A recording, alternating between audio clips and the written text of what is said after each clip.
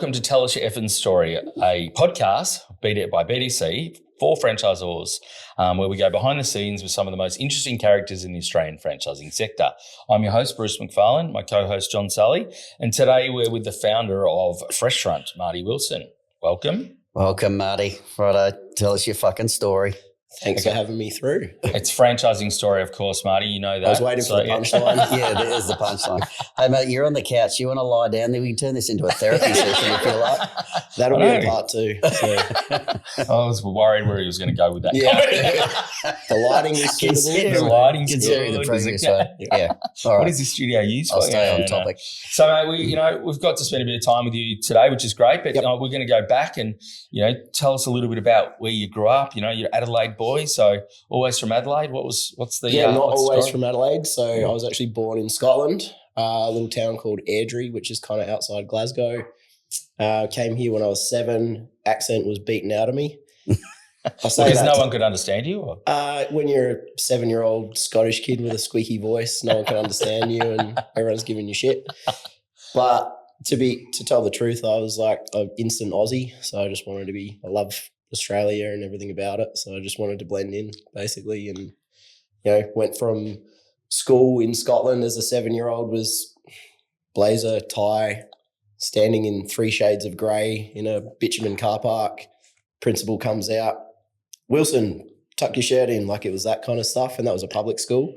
Came here and it's like, oh, do whatever you want. There's a swimming pool, go outside and play. Yeah. So wear your best thongs. Yeah, it was really, really good. And like I was into fishing and boats and outdoors stuff. So I was like going to the beach. And do you have siblings?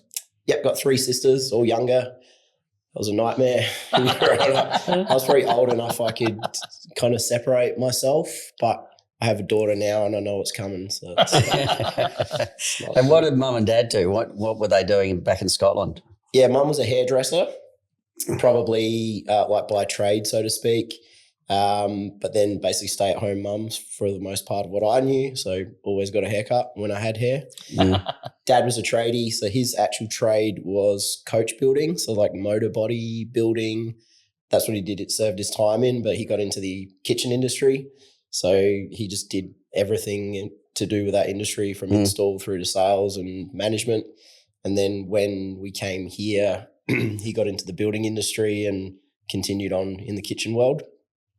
He was kind of a guy that just gets shit done, and that rubbed off on me. So good work ethic. I just kind of showed that you can just do things. You don't need to ask for permission. And if you apply yourself, generally it works out. So I guess the proof is in the pudding with him. Like he tried to retire and he's mid to late 60s and now back at work grinding it out. Yes, he probably needs money, but he also it's good to be busy. Why Adelaide? Why do you pick Adelaide?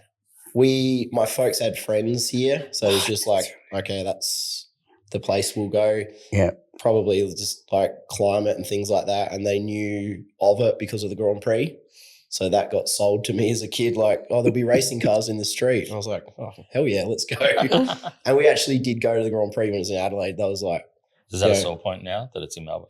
Yeah. It was actually really special though, like the Adelaide track and the vibe and like actually seeing like Michael Schumacher and it was pretty cool. So as a kid at school, what besides, the outdoors and stuff like that, what was there parts of school that you like? What sort of subjects did you like or no? I could take it. School for me seemed like a bit of a fucking waste of time, to be honest.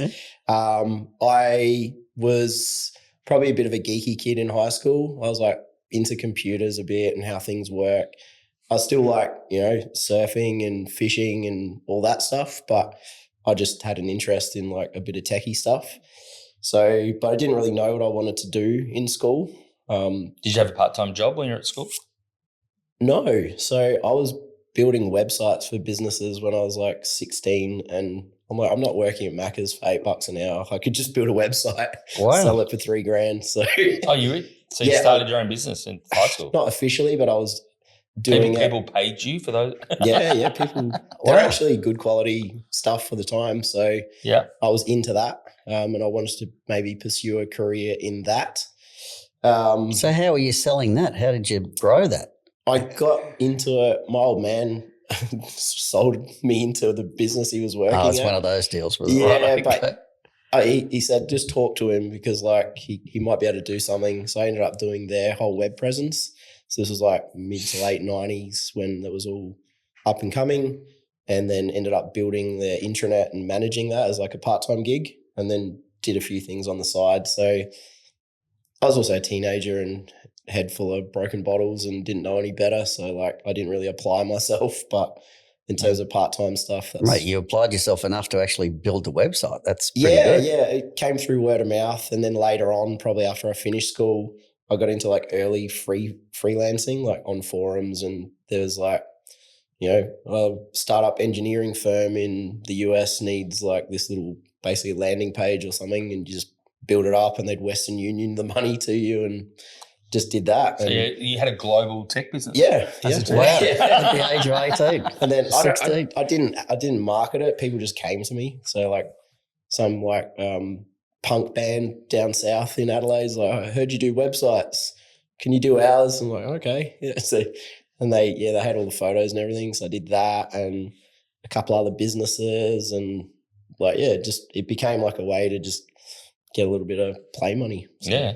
Well, yeah, better than working in Macca's, I Yeah. guess. In hindsight, I should have, because it would have been a better franchise for it. Learn about being a franchise. Like I said, I was a 16-year-old shithead, so that's just what you do. Yeah. Good on you. So what was your first actual job? Like you finished school, so you got through to the end? Got through to the end, bare minimum. Yeah. I said, what's the bare minimum requirement for me to do? And I just did that. There were some subjects I was like into. I always did well in IT, but I could take or leave that. And so did you do computer science in year 12 or not? I did information technology. Yeah. I actually got an award for that, for like best IT guy in the school, which is a real hit with the ladies at the time. Oh, yeah. It was like, no, don't disclose that. Look at my award. Yeah. And the school only had 5 people. Yeah. So that was really embarrassing. But first job, so I actually tech nerd who likes fishing. Yeah. Contrast. Yeah, it's not going to work. Yeah. It wasn't very productive in those days. How did you find a wife? We'll get to that later. So what was the, like in New South Wales, it was HSC, here it's VCE. What was it in Adelaide? Is it, the high school? They don't have a name for it because not enough of them finish. Oh. Is it like just pass and fail? Or is it TER, tertiary entrance rank. And is that out of 100 or 500? Out of 100, and I didn't even qualify for that. So you didn't even rate a score. they're like, you've technically passed high school, but you've not. Turned up and you're breathing. That's about it. Yeah. We have unscored that kids can do here. So you can get a tick to say you've gone through, but you don't have to get a And score. what do you do with that? Get a job. So why go through? I don't know. So It's say that, you finished you got year 12. actually it's called a SACE. So that's like your high school completion. Yeah. The tertiary entrance ranks to get into uni. And then I got accepted into like TAFE in the IT course, and I was like, I don't want to do that. I actually wanted to do more of the web and the design, and I did a private course. So I did like a diploma in like multimedia studies. And I had like big dreams of, working in film or video games as a designer or something like that. And sort of went on that pathway, like did all that stuff. And just as I finished, like the .com collapse was in full swing. So anyone with those skills was just useless. No one wanted to know you. And the good guys like were barely scraping it together. That's how it felt anyway. In Adelaide. Yeah. And like I said, I was... Tech industry wasn't booming. Yeah. It's not Silicon Valley. If let's just say had that. foresight, I could have looked outside of that. But there was actually a couple... You liked Adelaide though, so... Yeah, but at that age, I probably could have expanded my horizons. So this is still 19, sort of 20, is it? Yeah. Yeah. Yep. Okay. So got through that, realised it would be good to have money to pay for things. And I was like kind of into like, big into surfing, bodyboarding, and I had like a Holden Gemini that I was doing up, like the panel van style, but I had no money to do it. So I was like, okay, got to get a job, and had like put my big boy boots on and went and thought I'll apply for like a real job at a company and just learn a bunch of shit. There's a company in Adelaide called CMI Toyota, which are a Toyota dealership, but owned by CMV Group, which is like 100-year-old now Adelaide family-owned business. Yeah, right. Got in there. There was a job in the newspaper for like a parts interpreter. as an apprentice. Which Parts interpreter. Yeah, what is that? What's a pump? I didn't know either, but it seemed fun. So I applied for that, and you had to like print out and mail some. There's no email. But to try and boost my application, I made a website about the Gemini, as in like, I know cars, like it might be useful. Sent them the link to that on the application. And then just started hounding them like every week. And to the point they said, just come in. And I got there, and the manager was like the typical big surly auto industry manager. He's like, "You're not getting the job." I'm like, "Oh, okay, well, why'd you get me in?" He's like, "Well, we gave it to someone else. Like it was already a shoe-in for the sales rep's son. But if you want to come in without the apprenticeship, we'll probably just pay you more and teach you stuff because like you seem pretty persistent." I was like, "Okay, cool." So yeah, I got to start there, and they just it was like selling cars? no. So parts interpreter is like the person who works out what parts are needed to do the job. Oh, but I thought you didn't get that job. No, they gave me the job. It's like you just don't get the ticket. Oh, so you actually get okay. paid more. Yeah. And I was like, Because you're not an apprentice. Yeah, yeah, right. you don't go to Don't the get table. So sorry, explain that. I missed that. Sorry. So explain the job. It was learning about like all the spare parts and what vehicles they go on and ordering them and things like that. Wow. So initially it was literally a year of pick up that box and walk over to that building and put that box down and then bring another one back for a year straight. So I was like, yeah, cool, just do that. But that was like a good like introduction into a business, like how businesses work, different people.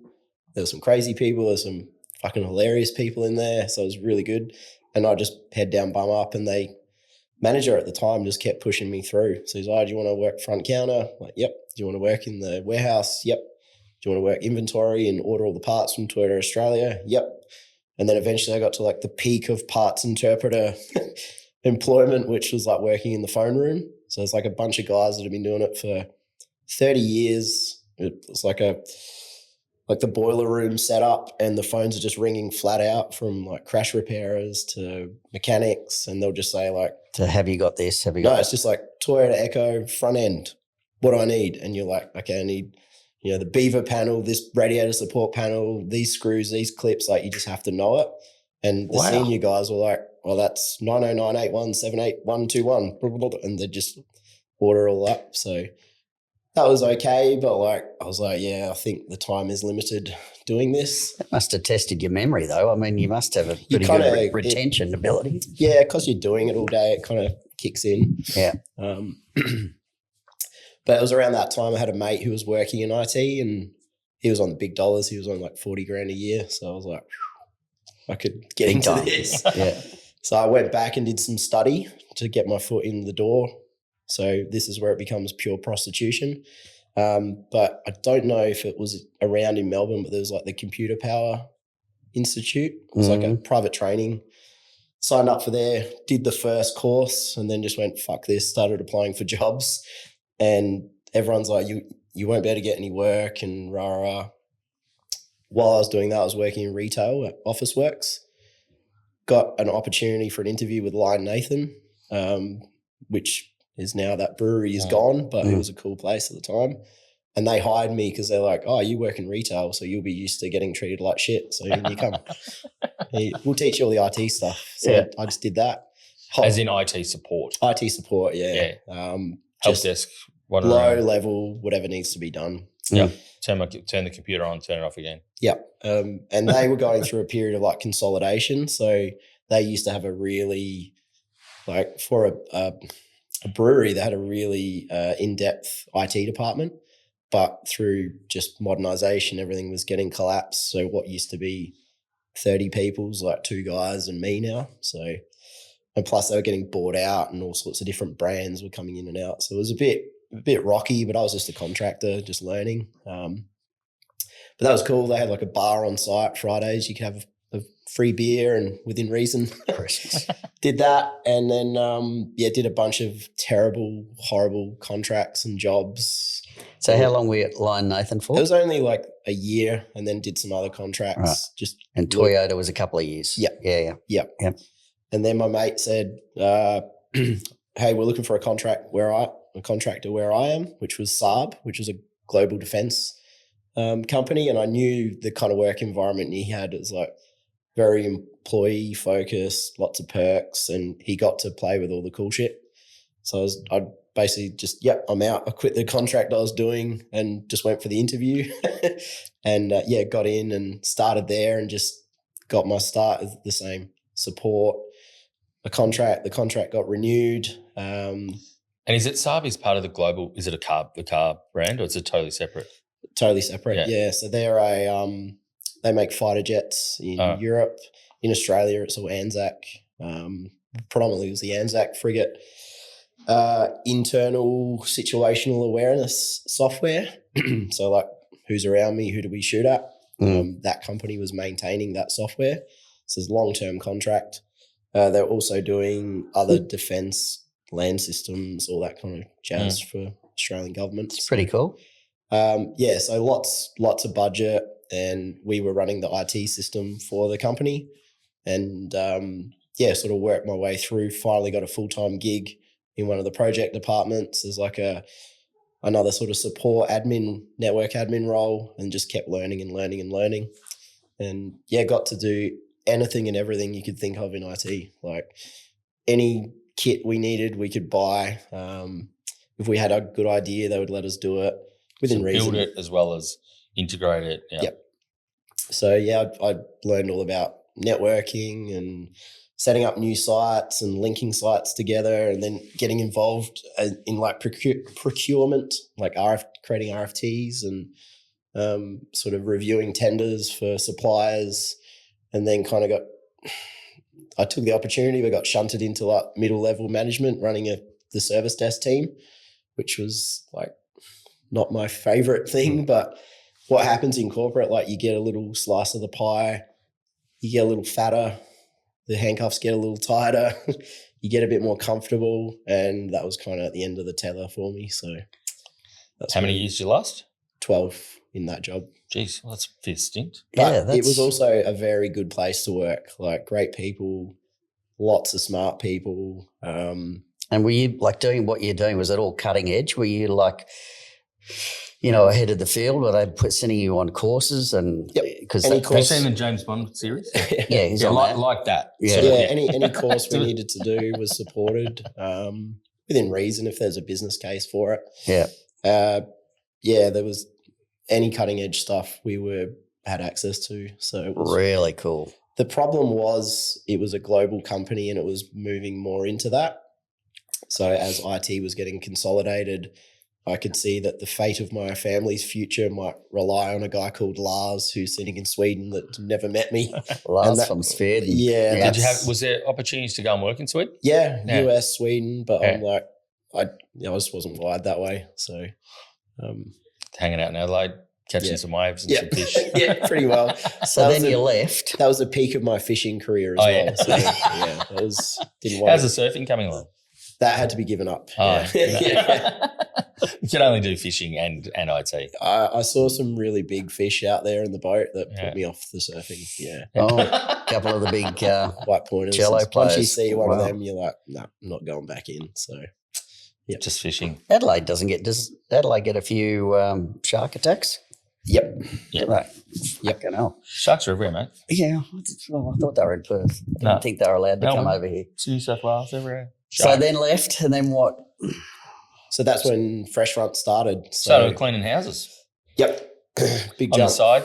So you're only, 12 years in, you're probably on, 7 figures every year, wouldn't you? I was on just under 100 grand, which was pretty good. It was good though, yeah. Me You're at the chucking time. it in though to start a business. And also they had like a lot of perks, 6 weeks annual leave and income protection and lots of stuff. So it was a big as we talked about, that's like $1 million in Melbourne, I think. Yeah, it is. I think I'd rather be getting that in Adelaide, to be honest. So it was just all now's the time. And so at this stage, you've actually found a wife, like the fishing, you got off the boat for long enough to. Yes. Yeah. We managed to loop that in. Yeah, looped in, got some kids. But I didn't just quit. So the peak moment of deciding to have a business was we were fitting out a data center. So it's a big area with computers and air conditioners. It was a top secret area. So we had the clearance to go in there. So if the painter needs to go in and paint the door, you have to sit with him while he does it. But there's no computer access in there. It's cold, it's noisy. So I was just sitting in there with my laptop with a lot of time just to think.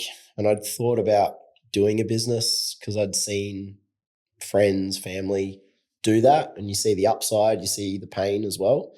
And I was okay with like, yeah, I'm okay with doing hard things. So let's think about what it could be. And that's where I came up with the idea of like spraying water at stuff in that data center. So exactly 21 degrees. So. Oh, God. So did you research all that, or was it? So how did you arrive at that? I started looking at, I wanted a business that was not in IT because there's too much effort on the widget.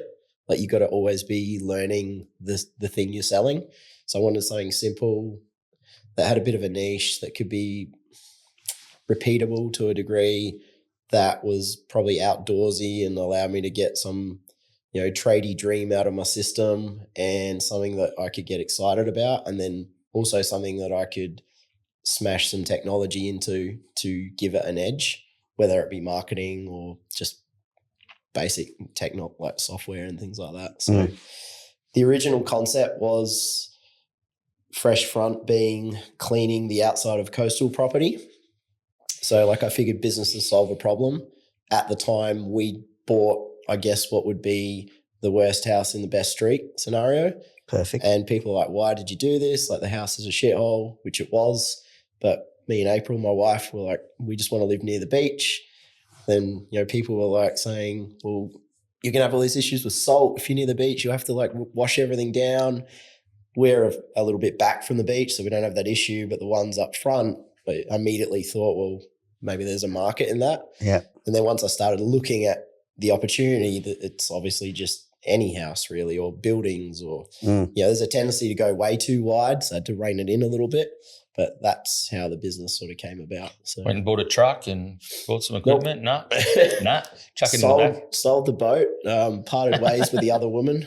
Oh God, Alison, her name was. She was a 5.1 fiberglass walkthrough. A lot of hours in that one. Can you sense the scars? Still scars. But yeah, I said to myself, I'll put it up for sale, and if it sells, like that will push me into trying this. And like within 3 days, it was gone. And the money was in the account. And he was crying. Yeah, I bet. I used a good chunk of that money to literally put a roof over our head. Like our house had no insulation. So we were sleeping in our bed with like condensation on it at night. So we did that, got the roof sorted out, and then took about $5,000 to do the business. My dad gave me an old trailer. I sort of welded shit together. What was your dad saying at this point? He was just like, yeah, whatever you got to do. He's a bit wilder like me. He's like, yeah, go have a crack, do it. Yeah, it's great. Have the trailer. And I made this horrendous looking trailer. Like I didn't know how to weld, so I just made something up, and it somehow stayed together. And put the equipment in there. And my father-in-law is an accountant. He's a bit more on the level, reserved, and he was certainly raising an eyebrow. But I said to everyone, it's like, I'll just do it on the weekends. It's just like a side thing. It's not going to leave the job. So. Did you have the brand then? Was it? Not the brand we have now. It was a 99 Designs version of that brand that everyone in our industry's copied. So it's good that we rebranded and trademarked. But the name was the same though? Name was the same. Yeah. The name came about just from my original name or ideas were non-brandable shit names. So my wife, April, told me that. And she knows more than me about that stuff. She's got a graphic design background. And then, we just did a bit of word salad of things that might work, and that kind of sounded okay. So that was the name. So we're 2016, and is that business around that time? That's when it started. Yep. Yep. So you've given up, you've kept your job for a little while, and then what was the big decision to chuck the job in and go all in at it? Once I got the first invoice paid, I was like, holy shit, this is like a cheat code. Hold on, baby. It was pretty, that was like, man, okay, I could just replicate this over and over. I definitely did it on the side. So I was at work being a service desk manager and dealing with a bunch of shit. And then I'd have a burner phone in my pocket where the leads would come through, and then I'd quickly run out to the meeting room and call the person and Do a quote book a quote, and then after work. sometimes run out at lunchtime with a separate shirt in the car and swap the shirt over. And then the way I revealed it to work was I just got my personal vehicle fully wrapped and showed up one day. And everyone's like, what the fuck are you doing? Funny you should ask. Yeah. And Fresh run. told my boss, and he was like not happy about it. Because there was a round of redundancies that came up, and during that time I was like, yep. Yeah. And he said, you're not fucking going anywhere. So he didn't get the redundancy? No, it wasn't even part of my division, but I was very keen, like before the business, like just give me something. Yeah. I just needed to break free and do something. So 12 years, it would have been a good little lick. yeah. But we had a chat, and he was pretty understanding, and he let me use my long service leave. So I did like 2 days a week over 6 months on the business, and basically, That's great. yeah, agreed that like at the end of this, I'm probably going to, cut ties, and that will give you time to find someone and whatever. So, And was it building quickly when you were had 2 days onto it? Was it really? yeah, it turned It's into like shit. I'm onto something. Yeah, it turned into 2 days a week, and then just all weekend, and take an extra day if I've got leave. And my boss is kind of like, well, taking responsibilities away from me to because he knew the writing was on the wall. So I can't remember. It was like 2017, I think. I eventually quit, or end of 2016. Yeah, so right. it wasn't long before starting. And it's like, what were you generally doing then? Were you literally just getting salt off the front of the houses and doing patios and? Yeah, a bit of everything. Like a lot of I didn't understand marketing well when I started, so I was relying on like lead aggregator sites where people ask for work and you go on there and kind of bid for it. Did they work? It did for me because I moved so fast on the leads. So as soon as they came in, I'd call someone, and I recognized that it was less about the lead and more about the customer intent. So example, and this actually happened, like a lead would come through like high pages for carpet cleaning. And I would just call up and say, oh yeah, calling about the carpet cleaning. Like, what's happening? Are you getting ready to sell? And they would say, yeah, we are selling. Okay, well, we don't actually do the carpet cleaning, but we can do the outside patio. Oh, well, I wouldn't mind. Yeah, we'll need that. So there was that, or like most people who are getting windows wanted something else. And that's just how I kind of got off the ground without knowing marketing. But then one job leads into the next, and so on and so forth. So, so you said you did a lot of different stuff, and you had to kind of narrow the services offering a little bit. So your service offering back then, so you cleaning the front of the house, you're cleaning the roof, you're cleaning the windows, so you're climbing up ladders. How's that all? You're getting more equipment do you need as you're building the business? I overspent on equipment because I thought equipment would make the money, like buy this special unique thing, and it doesn't work that way. So there's like certain core bits of gear that I'll just use all the time. It became more about getting the leads and converting the jobs in the right way, and then obviously getting a bit of efficiency. But yeah, there was a lot of different things that, cleaning gutters and doing certain concrete sealing and just lots of different services, which was really hard to systemize because every job was like a bit of an unknown of like, how the hell is this going to unfold, which is really common in the service industry. People go like really wide thinking, I'll have more opportunity, and yeah, there's more volume, but you can't actually cleaning boats and cars. I didn't actually get to that. We didn't have to go into the lawn mowing side of it just yet, but there was definitely a lot of services that I used to do that were just probably not the right fit. So, and do you think that's part of the success, that you are in a relatively small lane? Well, not small, but tight lane. I say to our franchisees, like, you don't go into McDonald's and ask for a medium rare steak. They just don't do that. So we're the same. Like we've got a product offering, and it's going to be predictable and profitable. And that's kind of how you win at business in this game. And one of the things that that at the start is trying to figure out how much it should cost, because you've got to get, it's your time, and then, you bought chemicals and you're cleaning stuff, and you bought equipment. And how did you go through that process of trying to figure that out? The first job I ever did was a bit of a win. That was through one of those sites, and there was like a heritage architect that needed this really elaborate brick wall cleaned up because it had all the mortar on it. And I just grabbed it and I was like, yep, I can do that. So I contacted the brick manufacturer, asked how to do it. Turns out there's a really specific process, otherwise you'll completely ruin it all. So I did learn about that and then went back to the architect and relayed that same information as an expert, and he was over the moon with that approach and said, yep, block it in.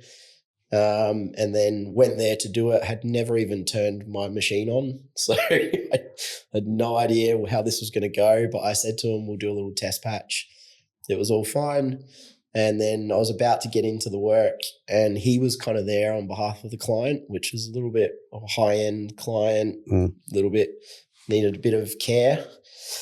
And he said, oh, would you like a coffee before we start? I was like, oh, that'd be good, expecting like a mug, and walk around the corner as like a full like English tea set up with cakes and everything, and we had a full sit down and talking about Did you raise your finger like that? With yeah. I'm like, whoa, this is different. But yeah, straight after that, went out, smashed out all that work, came up great. He loved it, best thing ever. And so that was a win. And then the next job I did was one that I picked up like over the phone on one of those sites, and just called the lady and tried to book it in over the phone. And it seemed really small. So I was like, yep, cool. Booked it in, then booked the day off work because it fell on one of my working days, went out and did it. So drove out there. It took 8 hours to do the job, not including driving there and back. It was probably an hour. Probably spent $50 on fuel and chemicals, and the job was $140, including GST. 8 hours for, oh, Jesus. And I wasn't even registered for GST, but I didn't know that and I charged it. So she came out in the dark as I was struggling, trying to do this tiny job that would take us 15 minutes now. And she came out with some money and she's like, do you want more money? Is it really? It took you 8 hours and you reckon you can do it in 15? Like that's an exaggeration. 15 minutes. Yeah. It's that quick. You can do it that quick. Yeah. Jesus. Because of the chemicals and what you're doing? Or? Just the process, knowing when to stop and knowing like how things are going to play out, you know, what's around the corner. But back then I didn't, and I was just trying to impress the customer. And yeah, Is there a science to it? Like, is there, I know you mentioned before about there were oil stains, you know, you were doing, someone was moving out. I think you used it as an example. Oil stains in the driveway, they're moving out and you're like, no, I'm not doing that job. Yep. But is there, and like we're talking about there, is there a lot of research you have to do for surfaces or? There is, yeah. They're getting more complex now. So that's kind of a bit of a competitive edge if you can understand that. The way we try and do it is make like a simple framework so you can just make the right decisions rather than just memorize everything. But there's some basic science to it. It's not too complex. I guess one of the things of a unregulated Wild West cowboy industry is everyone's doing their own version of it. So it's hard to just, like a plumber can look up what the specs are on how to terminate a tap. But in our game, you'll get 16 different versions of it and they'll all be different or wrong. So have you stuffed any up? Yes. Yeah. Yeah, I was going to say, how many times have the you blown biggest stuff paint up off? was me. So yeah. You stuffed up something? Yep. As in you put something on it that made it worse than not better? Yep. So what happens then? It was insurance. So it was just before COVID kicked off. It was a service that we don't do anymore and we shouldn't have really done, but I thought it would be good. It was like cleaning some bricks. The bricks reacted a little bit with the product we used, which happens. So then we went back to put another product on to correct that, but it was a windy day and it blew up onto some paneling, which is a painted metal panel. And then 2 weeks later, all the paint just dropped off of that panel. Ew. Oops. And the builder came back and said, chemical. something wrong. And all the panels are on the second story, all in situ. You can't replace them. And then the builder went bust and COVID hit all at the same time. Oh, wow. So You haven't got a 5-star review there. No 5 stars there, mate. But yeah, I owned it. I was like, that's why we have insurance. The insurance covered it. It was an honest mistake. At least you had insurance. You weren't self-insuring. No. But if you're pressure washing paint, then you got to be pretty bloody careful with that. You blow it off. Yeah, it was more so the particular product that was used was very fragile and left over time, it reacted. But the wind had caught this product and caused some overspray that we didn't realise. But yeah, I actually found a guy in Melbourne who fixes those, and he sent a whopping quote to come and do it, and insurance covered it. And then I went back to the builder. Actually, no, the builder had gone bust. I went and found the owner of the development and said, I've got to make this right because, otherwise you're up shit creek. And he's like, mate, that's the least of my problems. The fact that my builder's gone broke. Builder's gone broke. Roofs were falling jobs. in. Tradies were showing up wanting to get paid. So, yeah, we did that, and then COVID hit. So it sat for like a year and a half before the guy could get over here and do the job. And then, he fixed it up. So what happened during COVID? What was going on for you? I mean, what was Adelaide like? Was it not as you bad could as still Melbourne. cruise around? You had a couple of lockdowns, not like us. Yeah, it was not. When it first hit, it was pretty scary because I had a couple of guys working for me. Oh, yeah. When did you start doing that? You started doing that? Yeah, so employing other trucks, getting other trucks on the road, and we started building a proper little fit out on our utes. We had 2 of them running, and then my wife's cousins were the first guys that came on board. Not through family preference. I just knew they were good blokes and come from good stock, and they would like what we do. And so they were the early guys who got involved, and as employees at this stage. Employees, yep. And then when COVID hit, it was like, shit, what's going to happen? Initial uncertainty, things went pretty quiet. And then it kind of went the other way for us. It went absolutely ballistic because everyone's sitting at home looking at stuff. Yeah. Everyone wanted, all the Renault's companies went well. Spending it on themselves. Looked after, and plus JobKeeper, everyone had a bit more money in their pocket. Yeah. The government was throwing money around like crazy.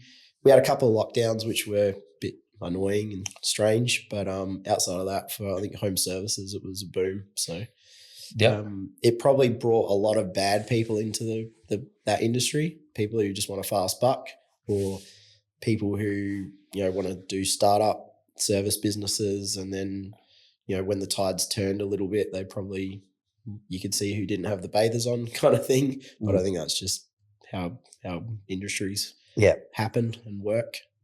But overall, COVID was a positive. Good on you. So what did you learn from all of that? You keep going on to the journey. I know you're franchising now, but what were the things that were burnt into your mind during all that period? Probably ignore the outside, just control the controllables, because there's a lot of shit in the news that this is going to happen. And at the end of the day, we could still find a way through, or there'll be times where you just couldn't do anything, but you couldn't control it. And then that it seems to have been ingrained into society since then. Interest rates are going up, so you'll never be able to do a business, or this. There's always going to be something. And there's people that have done incredible things during that period. So it's probably more about how you apply yourself than what someone who's an outside factor to your business has to do with it, if that makes sense. So you've done pretty well. We're coming out of COVID. Everyone wanted to clean the house up and stuff. And then what got you to start thinking about franchising? What did you know about franchising at this point? Because you haven't worked other than the office work. None of your businesses you worked in as a kid were franchised. So did you have any knowledge of it, or? Nope. Yeah. So what made you think to go down that path? So we scaled that location up to, we probably had 3 trucks rolling, someone doing sales, 4 or 5 staff, office manager. It was actually humming along pretty well. It was making good money, and I had a bit of time freedom out of it. Not enough to buy a boat again, though. No, I did buy one. I bought a boat again. We did get one, yeah. Bought the but boat. during COVID, it took 2 years to actually get it. But I do have it still. Oh, that's good. Don't use it. So, we're back. We've got the boat. We're back in action. Yep. Got some staff, got an office. It's all happening. Yep. So I guess that's when you've got a bit of time, you start thinking about what the next stage could be. And I was getting involved in our industry as trying to be sounds a bit wank, but a thought leader to try and push, so that I could say to our customers, who are you going to hire, Freshfront or the guy who copies Freshfront? So that was my intentions initially. And I could just see how the industry we operate in, or services, home services, worked and what it was lacking. And it's a lot of it's the same stuff. stuff that I was really into: systems, tech, marketing, process, and not an expert at it, but I just try hard enough until things work, I think. So I've thought about how we could take all the stuff we'd built and help people in the industry do better, because heaps of people were coming to me like, how do you do marketing? Like, how do you do, like, what software are you using? Rah, rah, rah. I went to a trade show, and as like a little trade show for one of our suppliers, and they let me be like a speaker, and I nervously told that same story. And after, I was just flooded with people like, oh, I've got the same thing. I got this. So I could see that there was problems in our industry, like home services. And then I figured, well, what's the best vehicle to solve them? Like, is it license what you've got and let them use it, or do some sort of course to teach people? And you're obviously looking for that leverage as well in what you've created from like a business sense. And I was like anti-franchise. Like, I've literally got a slideshow that I created about the anti-franchise licensing model, where we take all the stuff we built and you plug into that. But then I realized that wouldn't work, because compliance is actually quite an important thing in scaling a business. Once again, to be predictable. I'm like, well, no, if these guys use this stuff, it's not going to work. So maybe they need to have the brand as well. And yeah, maybe there is some value in having a brand, even though it's not national. And then I was like, oh, okay, I guess it is franchising. Fuck it. Yeah. And also I realized the legalities around franchising. Like, there's so many licensing models that are actually a franchise, and I didn't want to get wrapped up in that. And it's a whole new business as well. So I don't know anything about that. There's probably lots of people that know about that. Maybe that's just the better vehicle to pick. So that's how I came in a roundabout way. So 2024, you started franchising. So how long did it take you was that a couple of years of that 2025, decision? we started, this year we started the first franchise. Yeah, so the getting the thought process and all of that, no, I'm not going to franchise, yes, I'm going to franchise. Was that like probably a couple of years? Or? Yeah, go back 3 years prior, and then 2 years of like building. Did you talk to any other franchisors during that journey? Not until the end, and that forced me to do more homework. Yeah. So we got 1 year into doing franchise like development and setting it all up, agreements, and learning how that works. And I wasn't super confident with what we had. So I actually spoke with some other franchisors and said, like, what would you do? And a lot of it came back to legals and agreements. So I thought, okay, better get some outside advice, and learned, unfortunately, that we probably had to redo a lot of that to get it right. So I had to spend more money that I didn't really have.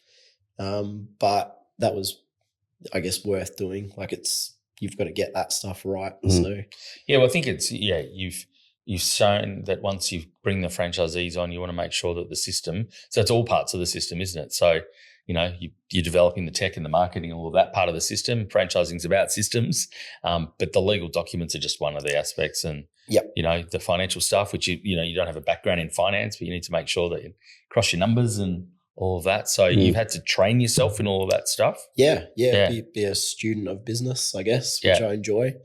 So that was definitely found a passion in that. But to get ready for franchising, I wanted to have a product that I could stand behind and be like 100% transparently offer that to the right people. And the first year into it, I didn't quite feel it was right. Maybe the model we were running, definitely the brand I wasn't happy with. So the next year was like redoing the brand, redoing some of the model, testing things out in our own location, as like running it like 3 franchise units. Unfortunately, I had to also scale back the operation I had because it was too hard to manage. I couldn't afford to get a manager in. Good luck finding a unicorn manager that's going to take on all that shit. Because there's a lot of things happening. When you got more people, there's more issues and more things to take care of. So I made the decision that we got to scale this back. Unfortunately, I had to let people go. That was really, really tough for me to deal with. Probably more so tough when some of them actually didn't care. They're like, oh, great, see ya. So that was like more of a kick in the dick. But yeah, scaled it right back. And then I was like, okay, it was me and two other guys and Annalise, who's our service coordinator. We was like, let's just go hell for leather for the next year and cash flow everything so we can do the franchising properly.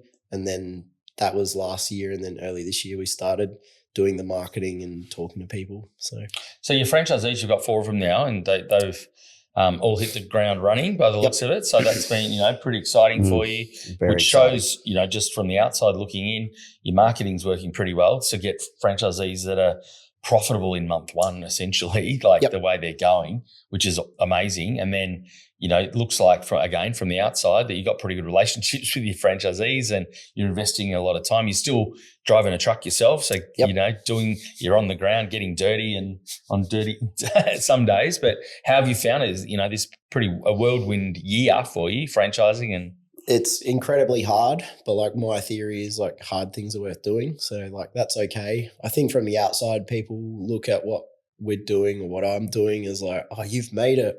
It's mate, I got 49 cents in my bank account. I certainly haven't made it. I'm doing lots of fun things, but from a financial perspective, that's still very tough. Misunderstood. People don't get that about franchising. But this system we've created has definitely got some legs, and the guys that are involved in it, Luke, one of our guys, we do a monthly catch up. He's I can't believe this is actually happening. I was like, well, that's what I told you is going to happen. But when it all when the dollars come in and you're running the business and doing all the stuff, I guess it's good validation. It feels real. So seeing guys do well is really cool, and just helping them skip all the shit that I had to do is very satisfying. Yeah. And then the stuff with BDC as well, getting exposure that way, that's a massive level up as well that otherwise probably wouldn't. Yeah, well, that's it. And I know I've asked you this question as part of Emerging Giants, but what was, you're a student of business, you're learning, it seems like you love learning about, you must be really bored because he's listened to a couple of our podcasts and, learning about what other people have done. So, but what was the reason to go into Emerging Giants, into a pitch competition where you end up with business partners? Exposure, you've got to find the best vehicle to grow what you have. And that seemed like a good vehicle to get what I've built in front of the right people, and also get to meet the right people, because a lot of the business is relationships. So that was a good way to achieve that. And to your credit, the podcast is a great trust builder. So you kind of know the guys that you're going to talk with and do business with before you've met them. It's something from a personal brand perspective that I'm trying to do, and a lot of franchisors should do. So that was the reason. And I've always been someone to have a crack at things. So the Fresh Front business has won a couple of awards. You throw your hat in the ring, you get exposure. It's it's part of the experience, right? So how did you find out about Emerging Giants? Had you watched some of our podcasts before? Yeah.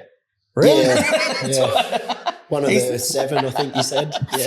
It's just 2 fucking idiots. Just one idiot. Yeah, no, he's and me watching the stuff. So, so what about sort of the what's been the worst, the hardest part or the worst part of being a franchisor so far? I'm okay with it, but you're starting again from zero. So I've got a family and a wife, and they may not fully understand that. Your friends don't fully understand that. So you really you're going back to zero again. And effort in terms of, because you've put so much financially and both time and money into getting it all set up. Yep. So you had a pretty good business humming along, making some cash, and then now it's all take it away and then start again. Yeah. And then the unknown of business, right? You don't know where it's going to go. So you've always got that uncertainty. I'm okay with that, but like I said, you got a family, you've got to support. So that's a big part of it. It's a big confidence step, isn't it? From their behalf, really, as well. Yeah. And, just wearing all the hats, you've got to do a ton of work. It's not just running a normal business where you just run the business. I've still got to run that. I've got to develop a new business and also at the moment help develop and grow 4 other businesses with people that have never had a business before. So I was like, and you got to be on your game all the time. So that's like certainly I jump out of bed in the morning, like it's not a drag, but it's a lot to take on. So they're relying on you because it's your system and your brand that you've built, and they're relying on you. So there's a lot of like early on, there's a lot of moral support as well. So you're kind of coaching people along and helping them out. But you must be a pretty good judge of character, because the franchisees, I've met them, but by the sound of it, they're just good, decent, really hardworking, good people. Yep. Yeah, I think I've got a decent filter for that. The like recruitment process early on is a series of chats. So we could have sat for hours and just talked, and you kind of get a feel for where people are at. They get a feel for you. And like you got to be able to do business together. Yep. And it's all well and good when it's rosy, but when things go to shit, you need to be able to navigate that as well. So that's something I've been conscious of. Yeah, and obviously your very early days, you haven't had to terminate a franchise or haven't had to, things that are gone when things go wrong. So, but what about growth? Like we won't talk about the negative stuff, but the positive stuff. So, there's lots of people are approaching you now, lots of opportunities. What's the plans? Yeah, we're speaking with people in Melbourne, Victoria. Probably we'll open up the floodgates a bit more and try and find people outside of just Adelaide and Melbourne. More about like I think the right people can really blow this thing up and really build something special versus just like bums on seats. That's not the play for us. So very interested to connect with the people that see the value in the brand, see themselves in what we've created and want to be part of actually building that, because it's new, it's emerging. So that's the opportunity. We've got some targets around growth for the next year, which I think we could achieve. They're not crazy, but they're still lofty. And we'll see where it goes. And you'll be on planes a little bit to get to see a bit more of Australia. Yeah, we'll have to sell franchises in good fishing locations. Yeah. So take Malakuta right here. There's a really good spot for a franchise. Go up to Narooma. Do a road good trip spot up for there. A franchise, Yeah. So how about like the regional areas left when just about growth? So things like Ballarat, Bendigo, can the franchise support towns like that sort of size? Yeah, we got friends that live in Mildura. Yep. And they're like, can you bring your truck here? Because like we got like they're in the building trade and know lots of people. Yeah. So I'd love to do one there like that. How big's Mildura? Is that 20 or 30,000 people population? I think it's about 30 or 40. Is it that big? Okay. But certain markets work really well. Like Mildura, for example, is a unique one because the property values were quite reasonable a while ago. So people are really invested in property. But then FIFO sort of flipped that on its head. So like a lot of people FIFO out of Mildura, big FIFO community. Do they? And values have gone crazy. So people obviously care about their property that's worth a ton of money. So there'd be pockets like that. There's plenty of pockets throughout Australia of nice towns, niche areas that you could build a really nice business in. So are you nervous? Always nervous. No, but are you worried about it, or you got a quiet sense of, fuck, we're going well here and this is looking good? Yeah, to be honest, I was nervous at the start when you hadn't launched one. Yeah. But once they get through the first month and they've like done all the systems that you've done, you're like, okay, that makes sense. We just need to find the right people now. So more excited, I would say. Yeah. And good on you. There's a bit of work to do, but that's all part of it. So. Yeah. And any tips? I know you're early in this journey, but any tips for people that are thinking of franchising? Think about what that actually means, because I think it's put on as an afterthought. It is actually starting a whole new enterprise with a lot of regulation, and think about if maybe what you've got is worth going through that pain for. We'll find out if it is for us. But, there's maybe a lot of businesses out there that have done franchising or it's on the list to do, and it might not be the best vehicle for what they've got. So one quick one, mate. Just so you had your session with Janine. Yep. You said that was great. One takeaway out of that she really drove home? the biggest takeaway was because I said to her, how do we break this thing and totally kill it early on? And her answer was like the people. So definitely the franchisees, but also the team and the people that you work with. Yep. If you do it with the wrong people, it'll die really quickly. So franchisee like selection, and for me, it's a partnership. Like one thing I've run into is like some people think franchising is like a lesser than form of business or something, but you've actually got way more leverage. Like guys that come into our systems are going to be a nightmare to compete with. Why wouldn't you want that? And then you can put your efforts into what actually matters. So, getting the right people involved is key. And that was the take home. And probably additionally, just think a bit bigger. Don't just think about your own state and one other area. Like think about across the whole country and where the right people might be. Oh, you got a bit of global domination. Amazing, mate. Thank you. Good, mate. Thank you very much. Thanks for sharing the story. Very good. And thank you for people listening to our BDC Partners podcast. If you like it, remember to hit like and to share. Thank you very much. Thank you very much.